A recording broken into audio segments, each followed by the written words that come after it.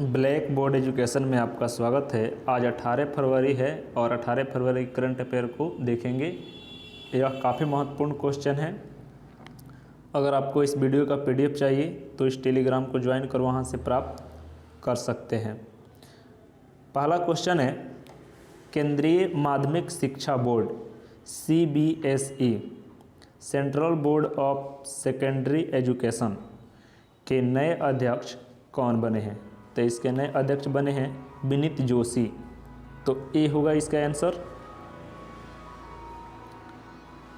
IAS Vineet Joshi को केंद्रीय माध्यमिक शिक्षा बोर्ड का नया अध्यक्ष नियुक्त किया गया है।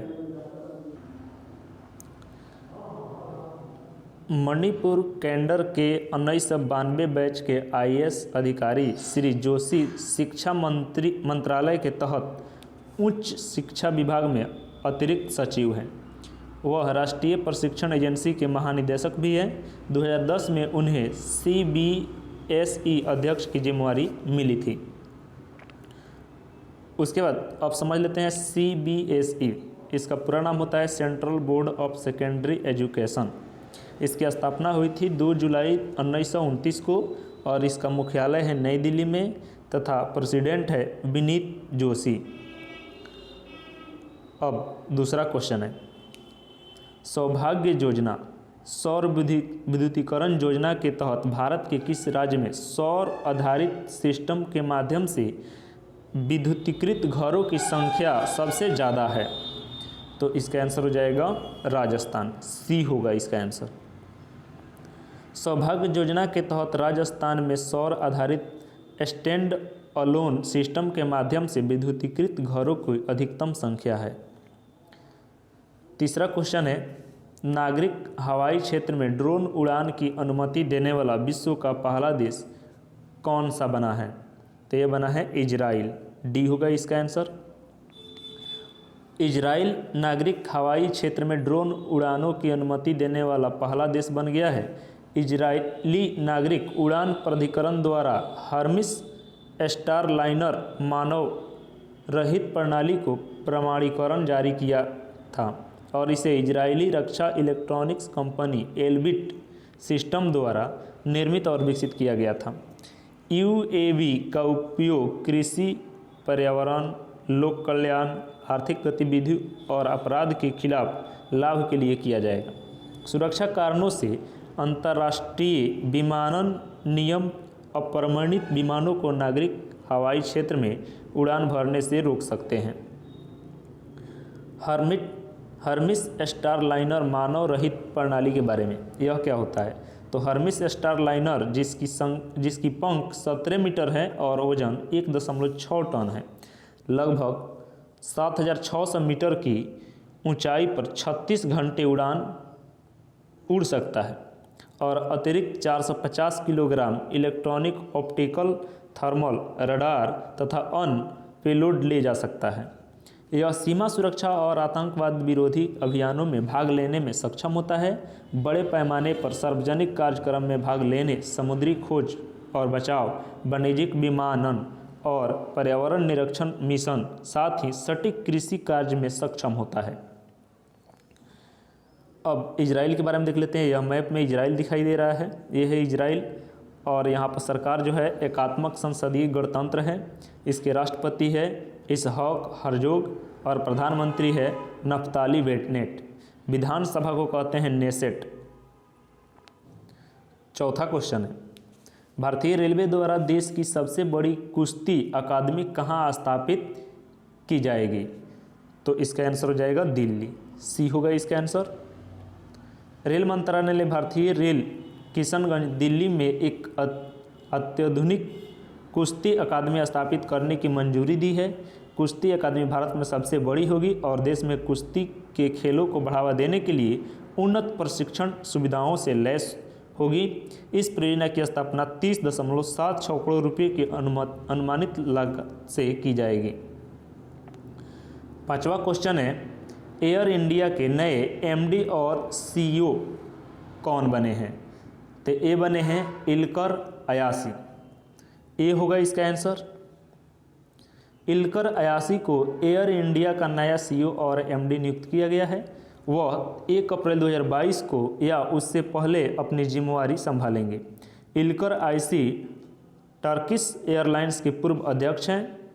इल्कर एक विमानन उद्योग के नेता हैं जिन्होंने अपने कार्यकाल के दौरान तुर्की एयरलाइंस को अपनी वर्तमान सफलता के लिए नेतृत्व किया।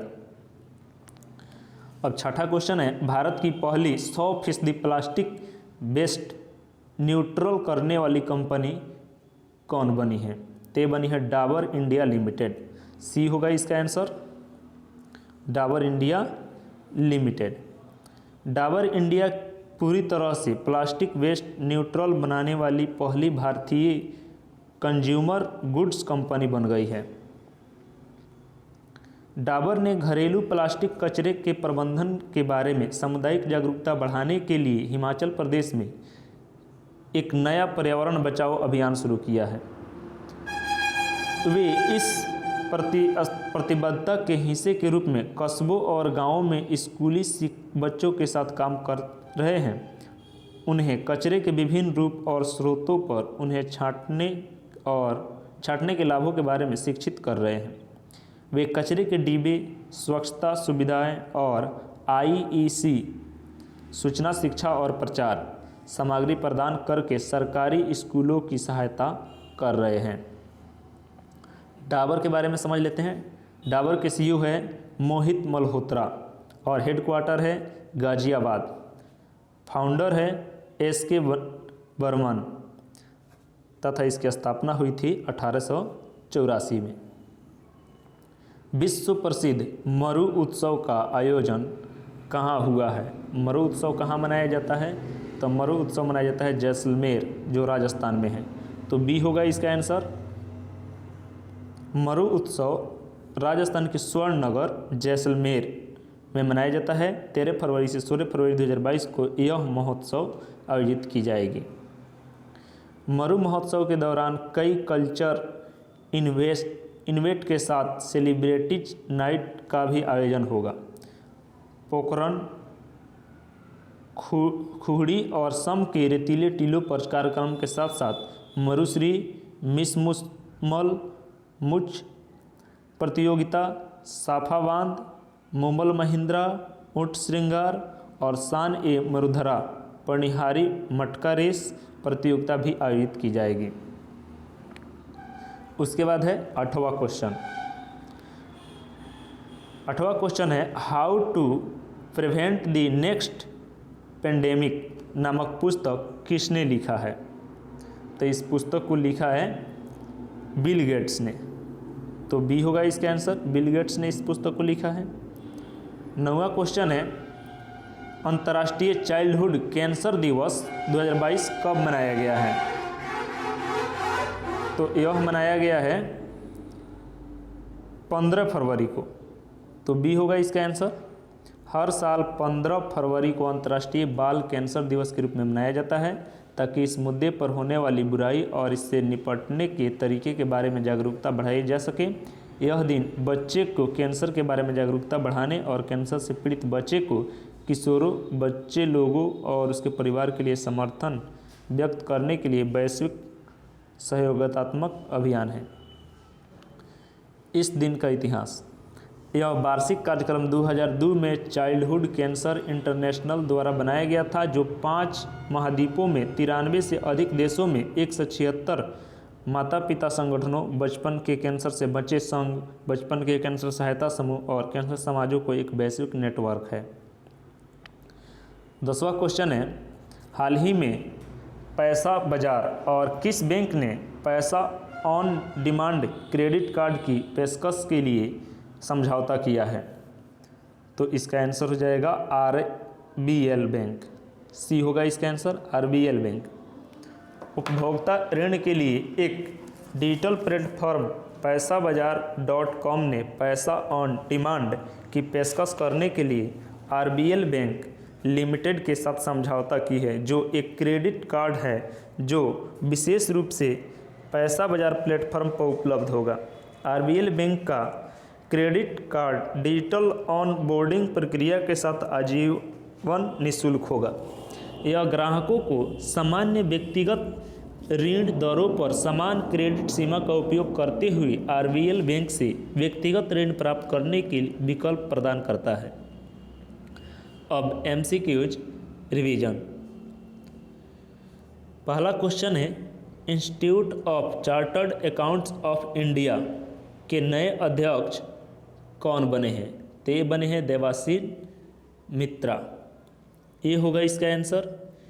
उसके बाद है, भारतीय अंतरिक्ष अनुसंधान संगठन ने 2022 के पहले पृथ्वी अवलोकन उपग्रह EOS-4 को किस रॉकेट द्वारा लॉन्च किया है?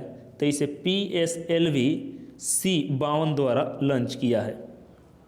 तीसरा है, ट्रांसजेंडर समुदाय और भिखारियों के लिए आजीविका और उद्यम समर्थन योजना स्माइल को किसने लॉन्च किया है? तो इसे लॉन्च किया है Virendra Kumar, ministry of social justice and empowerment, C होगा इसका आंसर। चौथा क्वेश्चन है, अंतर्राष्ट्रीय मिर्गी दिवस 2022 कब मनाया गया है? तो यह मनाया गया है 14 फरवरी को, ये होगा इसका आंसर। उसके बाद है, किस राज्य के स्वास्थ्य मंत्री ने कैंसर की रोकथाम के लिए भारत की पहली होप एक्सप्रेस मशीन को लॉन्च किया है? तो इसे लॉन्च किया है राजेश टोपे, महाराष्ट्र, ये महाराष्ट्र के स्वास्थ्य मंत्री हैं, इन्होंने इसे लॉन्च किया है। छठा क्वेश्चन है, बिहार के खादी और हस्तशिल्प के नए ब्रांड एम्बेसडर कौन बने हैं?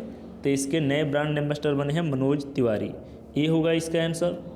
उसके बाद है, वर्ष 2022 में मुंबई अंतर्राष्ट्रीय फिल्म महोत्सव के कौन से संस्करण का आयोजन किया जाएगा? तो यह हो जाएगा 17वां, डी होगा इसका आंसर। उसके बाद है, भारतीय रिजर्व बैंक RBI द्वारा वित्तीय साक्षरता सप्ताह 2022 का आयोजन कब से कब किया जाएगा? तो यह 14 से 18 फरवरी 2022 तक किया जाएगा, तो ये होगा इसका आंसर। उसके बाद है 9वां क्वेश्चन, केंद्र सरकार ने 26.275 करोड़ के परिव्यय के साथ राज्य पुलिस बल आधुनिकीकरण योजना को कब तक के लिए बढ़ा दिया है? तो यह बढ़ा दिया है 2025-26 तक के लिए, तो सी होगा इसका आंसर। उसके बाद है, हाल ही में बिहार में गंगा नदी पर लंबे रेल सह सड़क पुल का उद्घाटन किसने किया है? तो यह नितिन गडकरी ने किया है, जो सड़क परिवहन मंत्री है, और साथ में नीतीश कुमार भी वहाँ पर बिहार के मुख्यमंत्री हैं, वे मौजूद थे। Thank you.